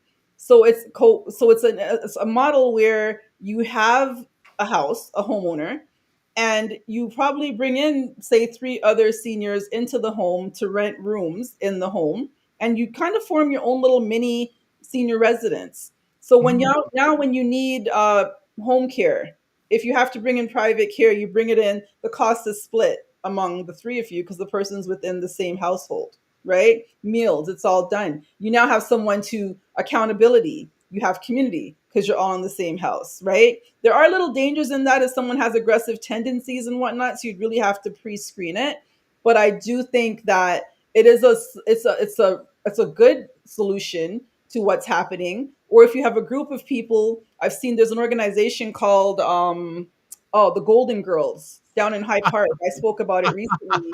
Where, yeah, Like that. they've purchased a home, and everybody has equity in the home, but they've Nice. purchased it and they've actually modified it a little bit like a residence, fire safety, all that stuff, and they're all chipping into the cost. That's a good model because you still have equity. You're not just spending out your resources, and you have all these things around you in a smaller environment. A lot of these retirement residences have, like, I don't know, 200, 300 people. There's some really big ones as well. This is more community based and smaller. One of the challenges we have as well, I think, as older adults in the GTA, is it's so big. Like, think about so everyone wants to stay in their community, and their community usually is about a 6 block ratio, let's say. So it's hard to have these things when we don't really have an area per se that is ours. So what would that look like, even if we were building housing that would get people out of their community? There's the Scarborough community, there's the West End community, so it's one of those things that are a thought-provoking question as well, and it's something that's really worth discussing, and we should have more discussions on that as well. Other communities are getting housing being built, whether it's from funding, government programs. There's lots of government programs as well. We need to start having those conversations on building something for us by us. What is the role of peer support or group discussions in researching aging or caregiving resources? What is the role of peer support? Go ahead, sorry. What is the role of peer support or group discussions in researching aging or caregiving resources? Um, I think it's trust. They want services that they can trust, ones that understand their values, their cultural history, and the importance of dignity in aging. So it really comes down to having these conversations and partnerships where more holistic support can be given in a safer environment, when having those discussions and resources. Like we said, the church, that's an excellent one because they are known, they are trusted. You know your pastors is where you go for everything. That is a resource for you. And then finding the community organizations as well that you can trust as well to have these open-ended conversations, um, and looking at, again, how, when we're invited to have to do research, how is the research being documented? What is it being used for? um Push for policymakers to use more data specific to black seniors, but first we have to have the data. So it's first getting the data and pushing for these fundings. There's a lot of funding for research, that type of thing. I'm not really personally involved in it, but there is funding for research, and documented the lived experiences as part of the formal research as well, and going from there. And what trends have you seen in research that are changing the way Black families approach aging and caregiving? Hmm, that is a good question. Off the top of my head, I don't really know of any. I'd really have to look into that more. I do know of projects that are happening, like I said, with university students, looking into different trends for aging and different statistics on the Black community in general. So I do think it's something that our younger generation is taking and spearheading a lot of that research into. And there are projects that I'm aware of, but I can't really speak of right now because it's things that I know of that are coming that I think will be huge for our community, but I Hmm. can't really speak on them as yet. Okay. What's the most surprising thing you've learned while researching resources for Black families? Oof. The most surprising thing is the level of poverty that some people are living in. Mm.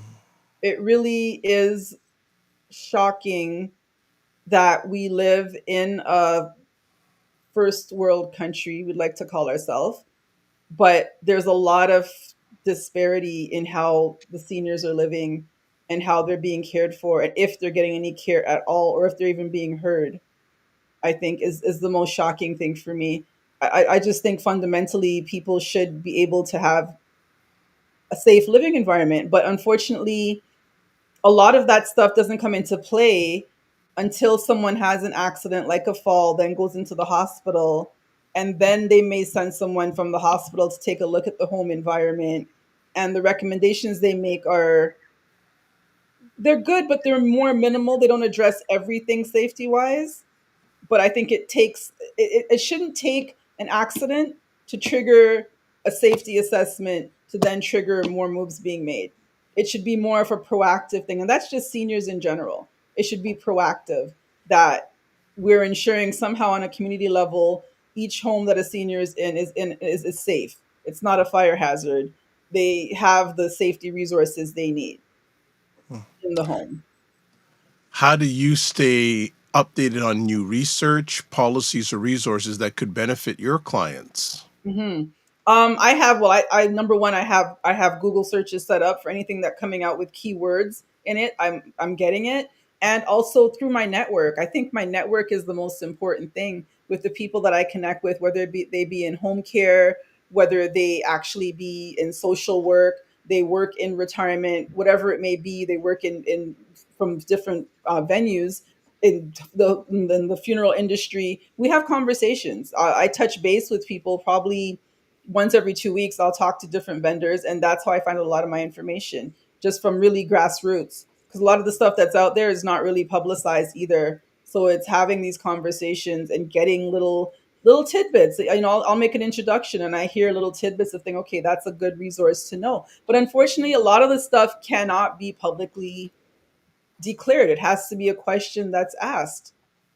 Hmm.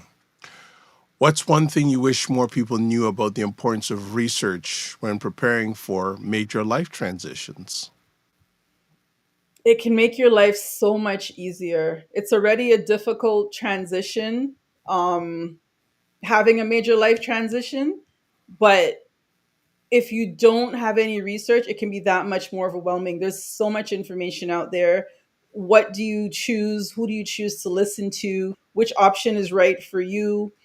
Knowing the options within options. And I use that saying because there are retirement residences, for example, there are a bunch of them, but then within them, there's different locations. And really, every location is unique. There's a different dynamic, a different feel in every location. So knowing the options within your options, it's not just a blanket statement that you can throw out there and say, well, this is what it is. No, it's really looking at your options, which a lot of them come down to community and whatnot, but knowing what your options are to begin with and not being afraid to research them and delve deeper in and asking questions. There's a lot of free resources, like I said, the real estate where they show the ranking for the different homes and different infractions they may have had. It's a free resource. Most people don't use it, but it's a very free resource that can be tapped in. You can read the research and you can ask them questions about it. So it's really not being afraid to do the difficult things as well. This may be piggybacking to what I just asked you, but I want to make sure we get out there. What advice would you give to someone who feels anxious or unsure about starting their own research journey when it comes to this topic? Who feels anxious about starting their own research? I would, you know what? I would say to them, list your reasons why you're anxious.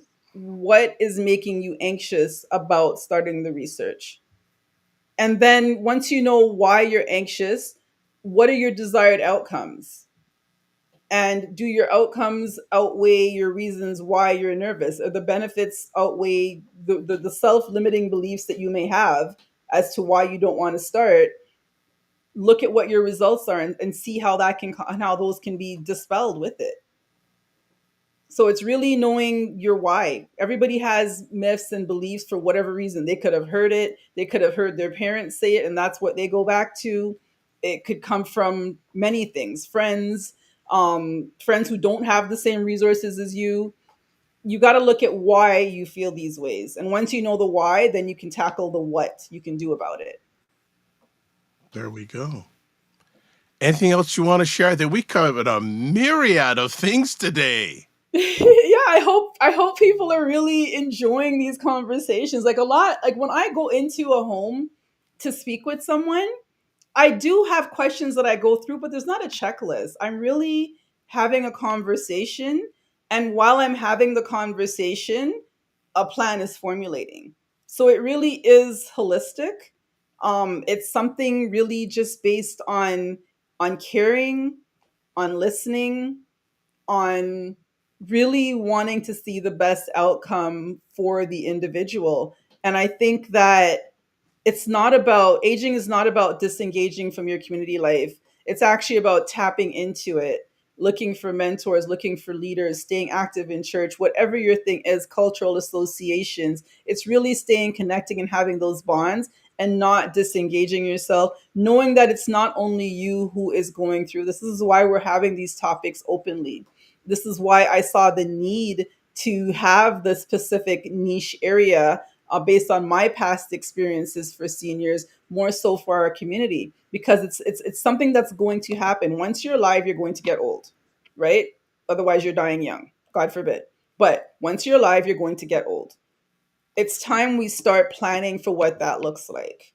We really need to start planning and not just letting things happen, because I saw a good demo of what that looks like. I went to a seminar, and what the lady did was she showed boxes of different life things that can happen.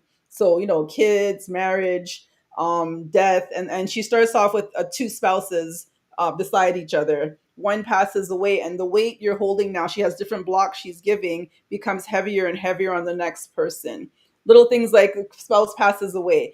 If you don't have the funeral arrangements made, that's a whole other level of stress being piled on top of it. So it's 100%. really doing it out of love for your spouses, for yourself, for peace of mind does not mean that the journey won't be painful, but it'll be that less painful. Services like mine, you have an aging parent, you're busy, they're looking to move, they're not sure, they're rejecting moving, but they're accepting that this needs to happen. We will come in. You don't have to lift a finger. It's all about being able as well to find resources where, if you don't have the time, you get to come in, enjoy being with your parents, as opposed to having all these tasks when you come and see them. So it's tapping into the resources that'll allow you to do that, that it doesn't become resentment. Because a lot of the work, although you love your parents, your loved one, can become taxing. You're human. So it's finding professionals who can move through it quicker. When we move a senior, you move to your new home, your house is set up. Like when you come in the first day, your house is set up. It's not like a normal move when people move, there's boxes all over. No, we get you set up in the way that you want things set up to be. There's so many other services that do this as well, but mine is more, again, culturally based, but it's really based out of a place of aging with dignity. And that's really that's what you're giving back, is dignity. Black elders are resilient, they're resourceful, and they're full of wisdom, but they shouldn't have to face aging alone. And by breaking myths, we really get down to what matters and help build communities and systems that honor their legacy in the future. All right, fitness and IQ Cam goes, expand on that, fitness IQ. That is, All right, I want to end off our conversation, the epic conversation, with your call to actions that you want to give when it comes to this to different groups. Mhm. What would be your call to action with the research in regards to government? Government, start documenting the results, including race-based statistics, because it does matter, and start paying attention to the results you get and start championing more people from the community to do the research and give us a seat at the table to have a say in what is happening, whether it's forming a new coalition. Start paying attention, because we are a part of the foundation of this country, and our parents have worked for generations here, so we need to start being heard. We need to start being heard like other people are being heard as well. The private sector. The private sector, start working together. I think a lot of times one person may start an organization, then someone else might think, okay, they don't like something, so they start something else. I think we're too disconnected. We need to come together more as associations. Caribbean, it's the Caribbean. Stop separating everything. We're Caribbean. Start coming together and working collaboratively more together for a common cause. The Black family. The Black family. The Black family, again, have those discussions with your loved ones. Stop thinking band-aid solutions are the norm. They're not. Um, I think we need to go back a lot to our Caribbean culture, like with my grandparents, where we took care of them. A lot of that is lost. And taking care of does not mean physically doing it, but financially helping your parents where they can. There's so many situations where the adult kids live in this big house. I've heard a story actually of one. I'll give you a quick story again. I have lots of stories. That's it. No problem. There's a mom. The daughter promised to finish the basement for the mom to eventually come and live with her. Right now, the mom is living in a townhouse with her two-bedroom townhouse where her son and his daughter live. So the mom is sleeping downstairs on a couch. The sister is pushing Hold on. The mom is sleeping on a couch. on a couch. On a couch. Their mother. Yes. The sister hasn't brought her over there yet because instead of finishing the basement, she chose to do her landscaping first. Ouch. These are real stories.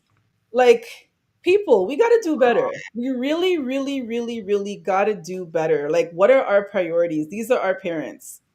These are our parents. Like, we really got to do better, and we're not. And I hear these stories and I just shake my head, because you hear these stories, so there's a professionalism that I have to maintain.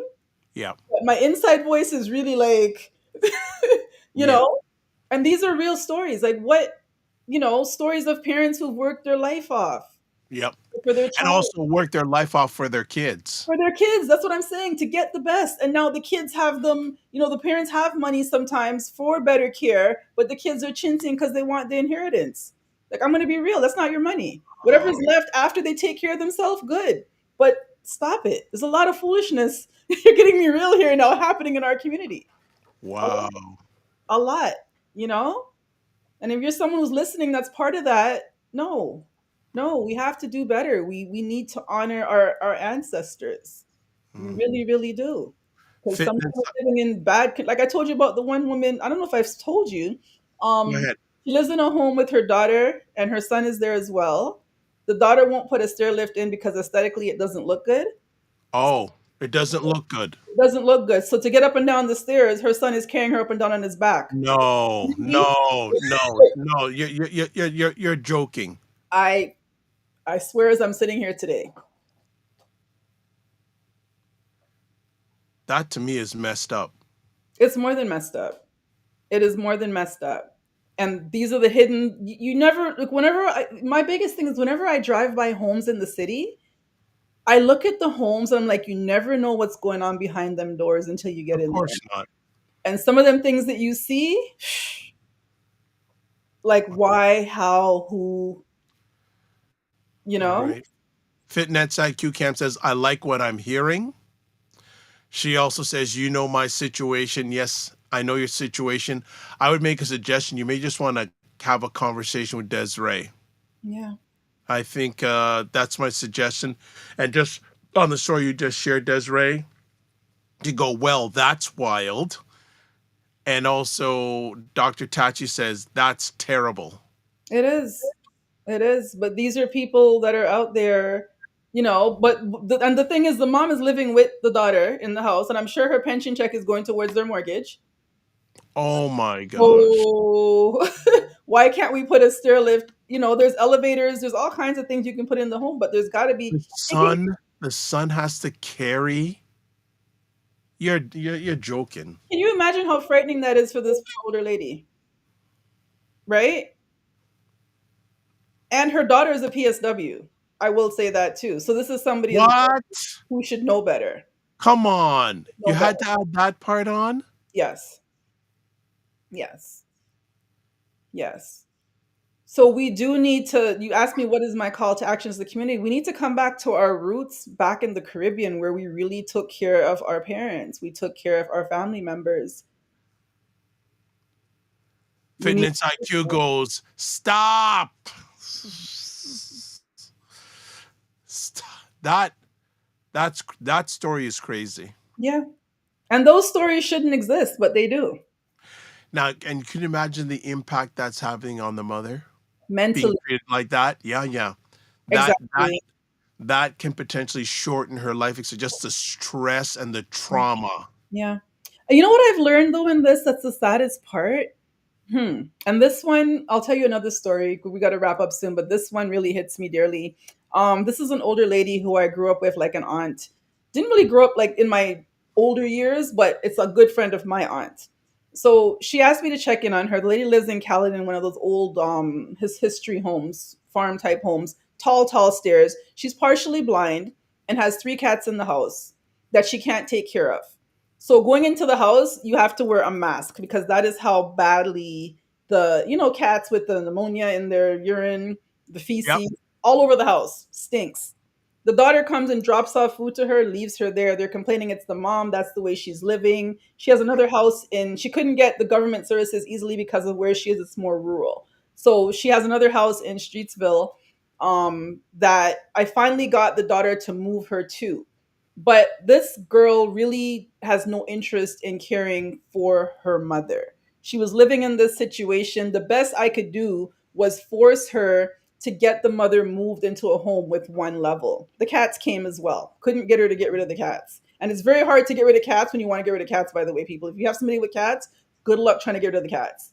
Because you can't give them to the Humane Society. Everywhere is full with cats. So we Excuse me. brought her there and she has a daughter, and then the woman knows that her daughter isn't looking after her best interest, and I'm trying to help her, but she's still holding on to the hope that her one daughter will take care of her properly. So it's very hard to help someone as well that is hanging on to a situation that really isn't the best treatment, but out of love and out of wanting that relationship with her daughter, she won't let go. Right. And the way her daughter moved her as well, she just kind of dumped her in the house with all the stuff. And the house is probably going Oh to get my foreclosed gosh. on because the mortgage is not getting paid for. There are stories out here that are just, can you imagine Hold on. Rewind. The mortgage is not being paid. No, that's a whole other story on the house. That's a whole other story. That comes down to equity, what they want, what she wants. It's a mess. There are messes of stories.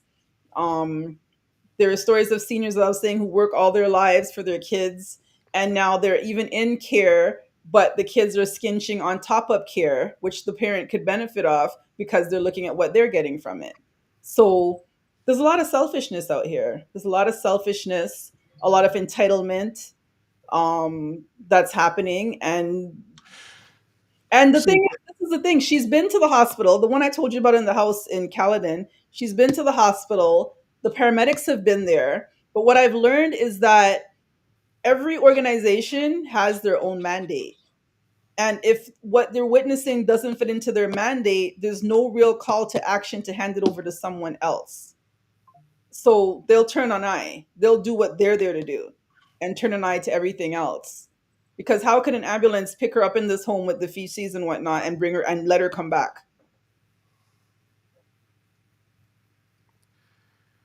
And that happens because I was told by someone who works in the hospital in emergency, that happens because a lot more bigger emergencies are happening with people walking off the street homeless who have worse situations that they're dealing with. So it's a compiled mess, right? So, yeah. Food Plane says, hello, Dr. Vibe and Desiree. DS here. Good to see you. He also says, hello, Dr. Tachi.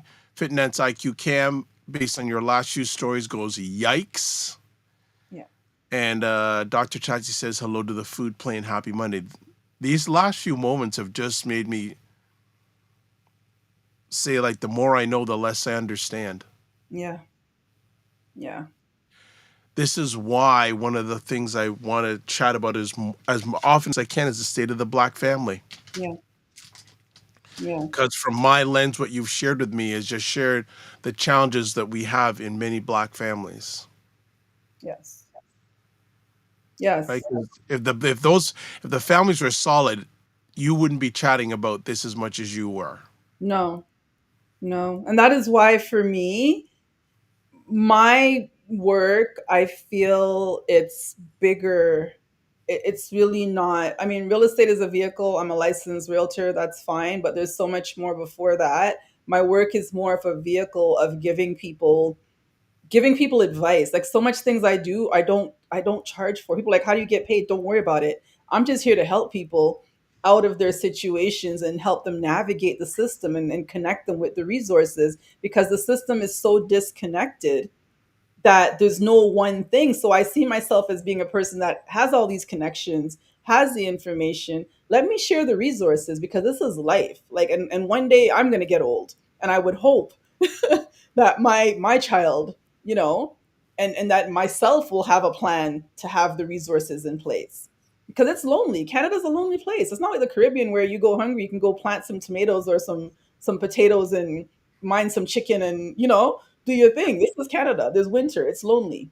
100%. It's very real here, and we need to realize that this is not what your parents, especially the older generation, this is not what they co-signed for. No. It's not what they co-signed for at all. No. All right.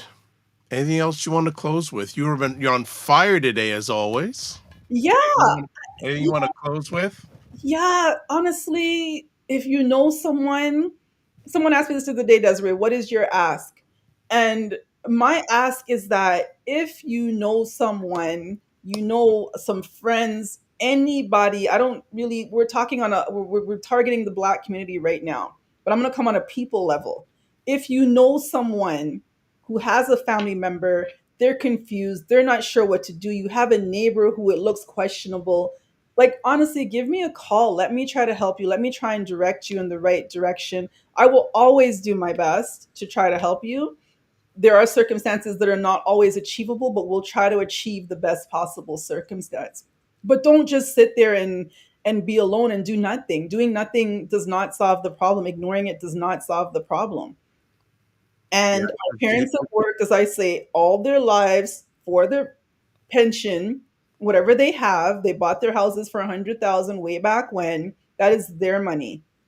Encourage them, because a lot of them want to leave it for us as well. They're worried about what they're leaving. No, encourage them to use it so that they can age with grace. All right. Shirley says, I would like to connect with you, Desiree. We're working on a project to assist elderly people with limited means and people with service animals who need deep cleaning, carpet and upholstery cleaning. Okay. So based on, Shirley, would you like to speak with Desiree right now? Because we have a way that you can call in. So I'm going to give you 2 minutes. If you'd like to call in with our new feature and have a conversation right now, that's available. I think you've been on for a while, but if you want to call in, just put it in the chat and we can make that happen. Yeah. Uh, Great resource. Producer Matt, if you could put, yeah, you put up on the screen. Producer Matt, if you could put Desiree's contact information on the screen, that'd be appreciative. So surely, if you want to call in right now, I'd love to.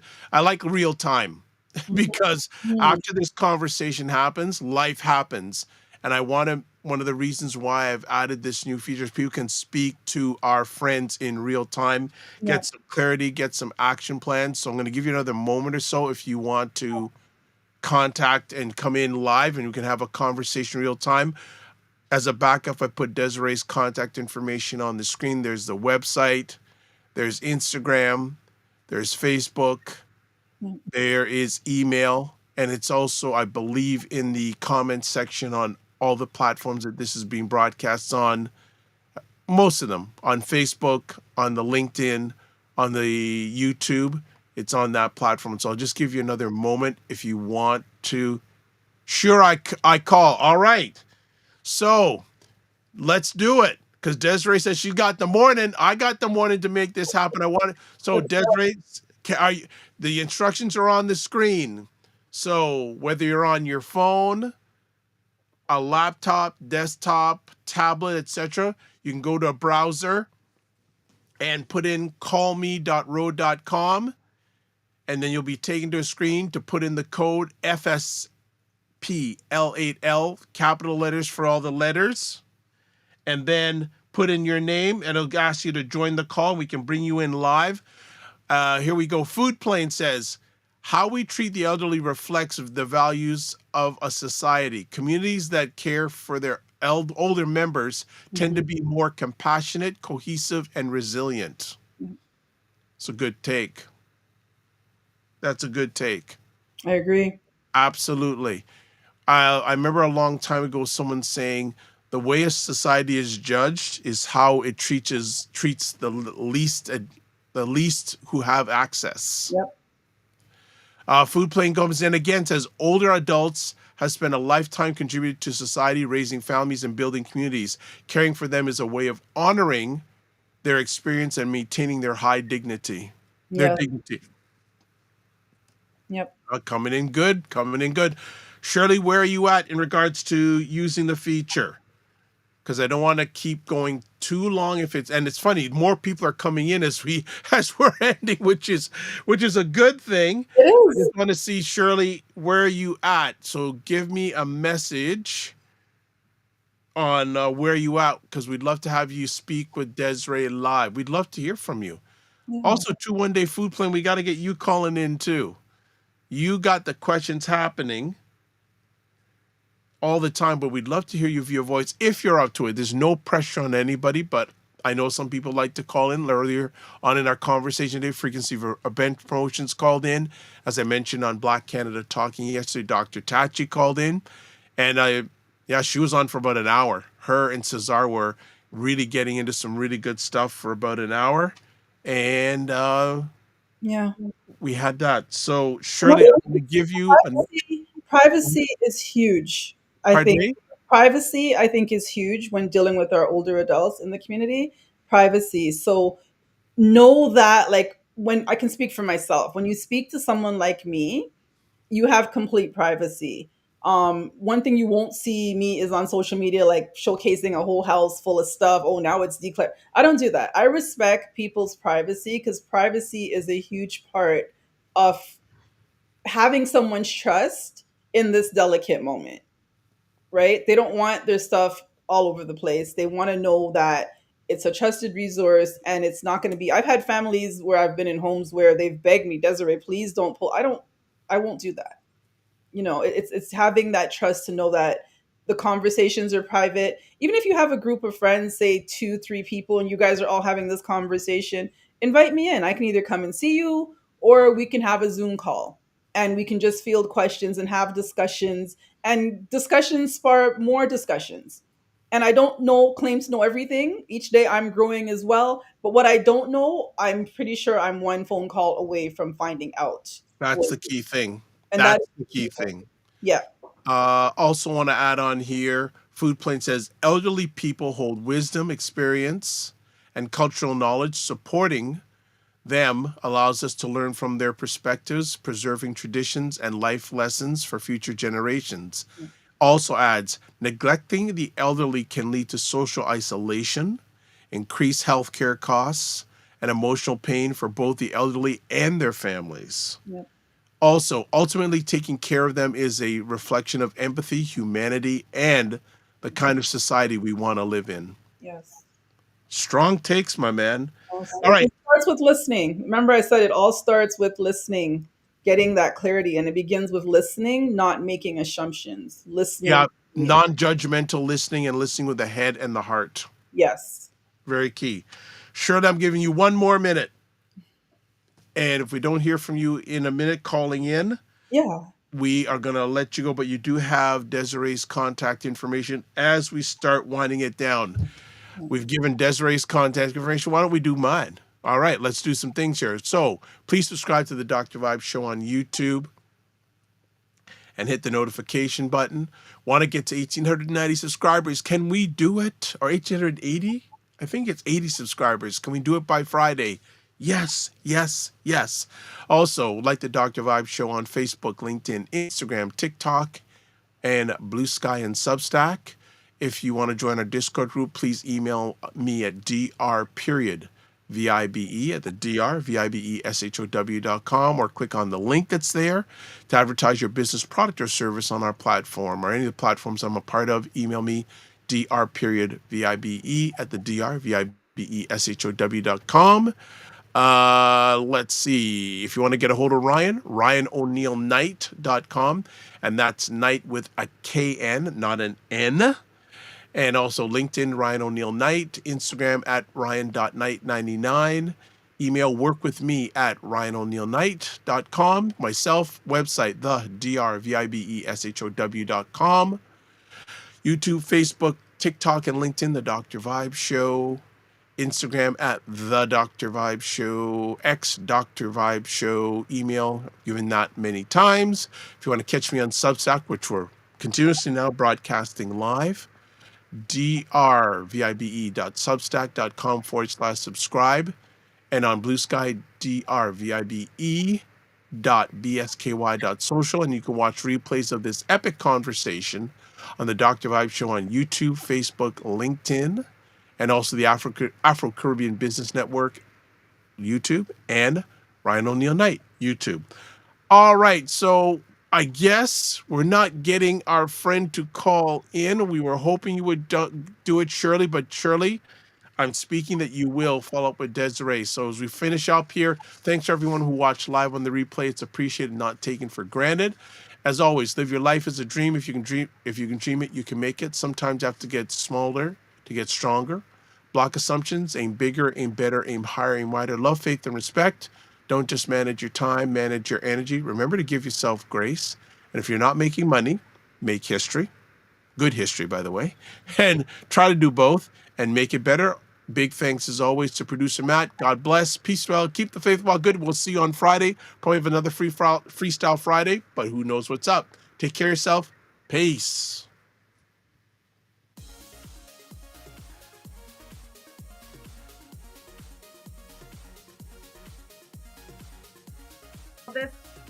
This whole thing of using your business with plant-based products, don't you think your life should reflect that too? Juke him, Carolyn. Juke him. The family loves us here because they're saying Fitness IQ Can says put a wig on to get in. Oh God. Oh my God. Like the ideas are just coming fast and furious here this morning. What? Okay, look at this. Global Women Ambassador. Good morning. Look forward. Okay.